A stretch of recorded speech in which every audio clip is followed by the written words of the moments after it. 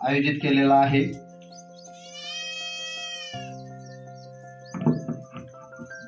Doctor Sangeeta Bawaskar,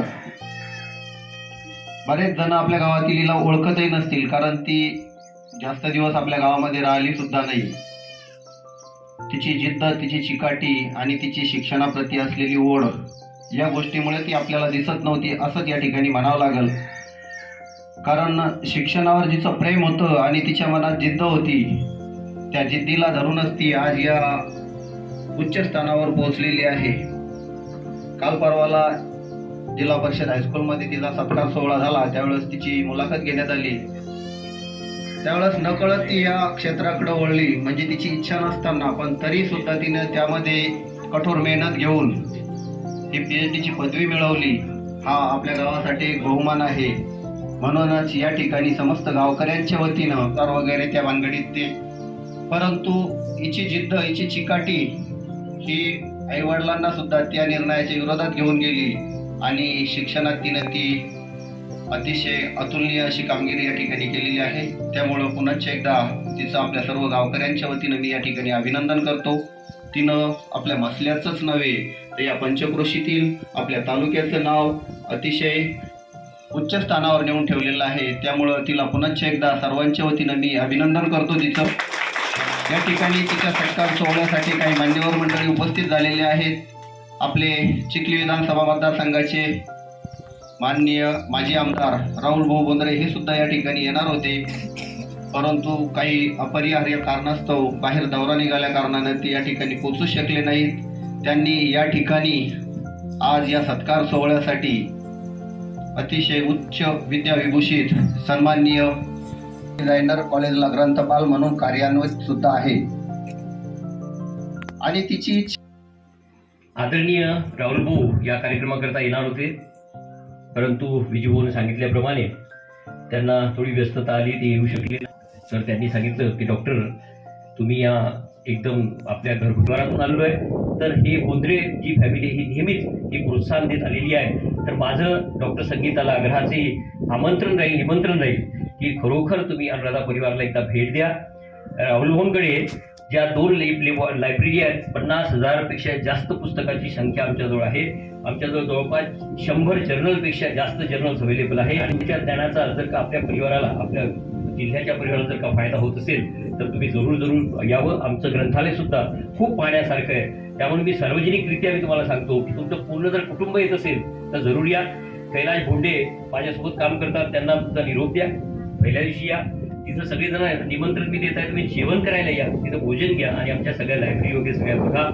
इथे मी परत एकदा तुम्हाला सगळ्यांना शुभेच्छा देतो आणि जसं मी आठवण करून दिली की सीमाताई गणेश भोंडे, गणेश भाऊ, विजूभाऊ यांचं सुद्धा हे स्तुत्य उपक्रम आहे।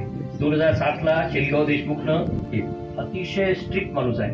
तुम्ही जर पेपर वाचले असतील तर बऱ्याच मला वाटते 10 की 15 PhD त्यांनी कॅन्सल करून टाकले आहे। असं त्यांच्या लक्षात आलं की ज्या 15-20 वर्षापूर्वी PhD झाल्या होत्या त्या दुसऱ्याचं थेसिस तसंच्या तसं काढून त्यांनी छापलं आणि त्यांनी PhD मिळवली। ती त्यांनी सगळं बाहेर काढलं फक्त आणि 15 PhD त्यांनी कॅन्सल केल्या। एवढ्या स्ट्रिक्ट वातावरणात डॉक्टर संगीतांनी स्वतःची PhD पूर्ण केलेली आहे। मी आता त्यांना 2-3 गोष्टी विचारल्या की एक असते प्लॅगॅरिझम म्हणजे आजकाल सॉफ्टवेअर आलेलं आहे की आता यांचं मला माझ्या अंदाजानं 200 ते 250 पानाचं थेसिस असेल कदाचित, 375 पानाचं आहे।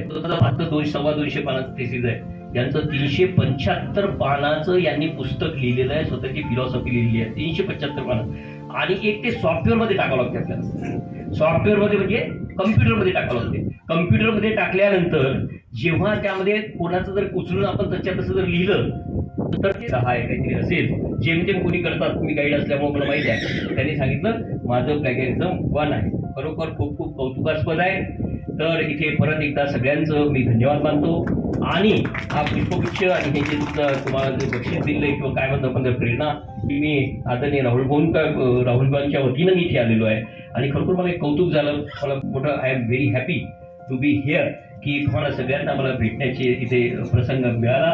तर राहुल भाऊंचं सुद्धा खूप खूप इथं धन्यवाद मानतो. तुमच्या सगळ्यांचं मी इथे आभार मानतो. डॉक्टर संगीतांना त्यांनी त्यांच्या आयुष्यामध्ये जे काही स्वप्न पाहिलेले असतील ते सगळे पूर्ण होतीलच. कारण की मी अर्ध्या 1 तासापासून त्यांना पाहत आहे. त्यांच्यात एनर्जी आहे, त्यांच्यात मॅच्युरिटी आहे.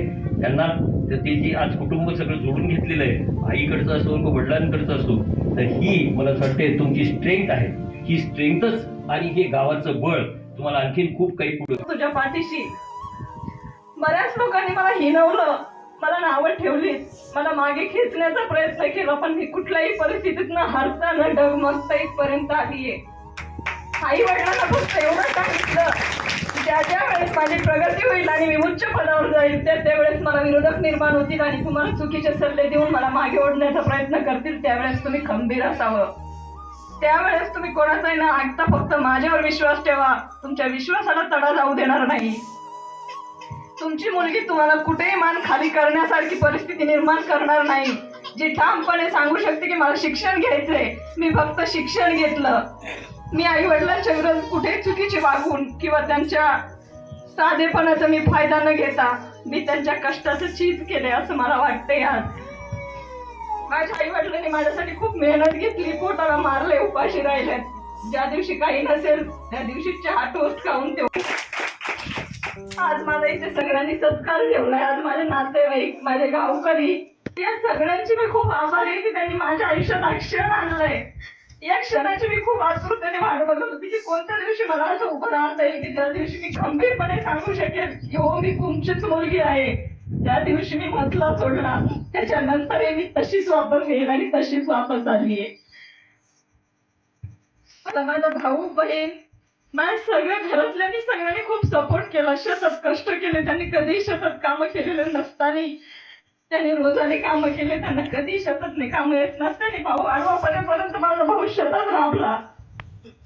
खूप बिकट परिस्थिती झाली होती.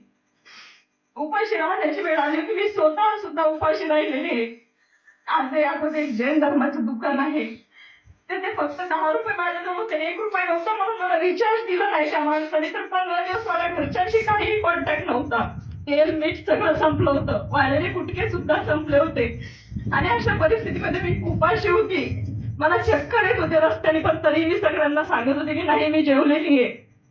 अक्षरशः 3 तास मी बेशुद्ध पडली होती. त्याच्यानंतर एका मैत्रिणीला मी फक्त एवढंच म्हटलं मला 1 रुपया दे, मला घरी बोलायचे. 15 दिवसांपासून आई वडिलांशी बोललो नाही. त्या दिवशी तिने 1 रुपया दिला आणि मी रिचार्ज केला. जेव्हा घरी परिस्थिती सांगितलं तर माझ्या आई वडिलांच्या डोळ्यात जास्त थांबले नाही. त्यांनी त्यांचे काय केलं मला माहीत. खूप खूप ऋणी आहे, आभारी आहे जो हा क्षण घडून आणलाय. आणि इथून पुढे पण असे विद्यार्थी घडतील, अशा एक नाही अनेक संगीतांचे सत्कार इथे होईल अशी अपेक्षा करते.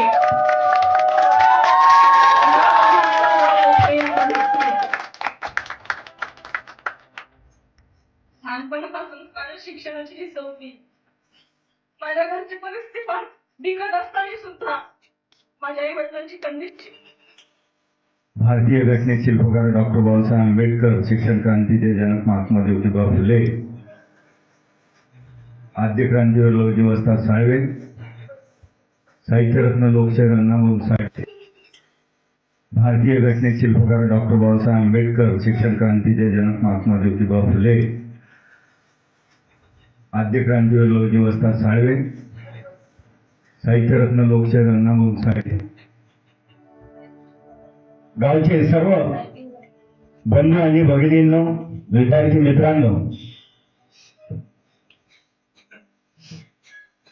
आज ज्यांचा आपण आपल्या गावाच्या वतीनं या ठिकाणी सत्कार घेत आहोत, होत आहे, झालेला आहे, अशा डॉक्टर संगीता श्रीकृष्ण बावस्कर. खरोखर बंधूंनो, प्रत्येकाला वाटेल आज अशा संगीताने सांगितलेल्या परिस्थितीतून ज्या विद्यार्थिनीनं आज ही डिग्री प्राप्त केली, अशा असंख्य आलेल्या अडचणीवर तिनं मात करून आज या गावात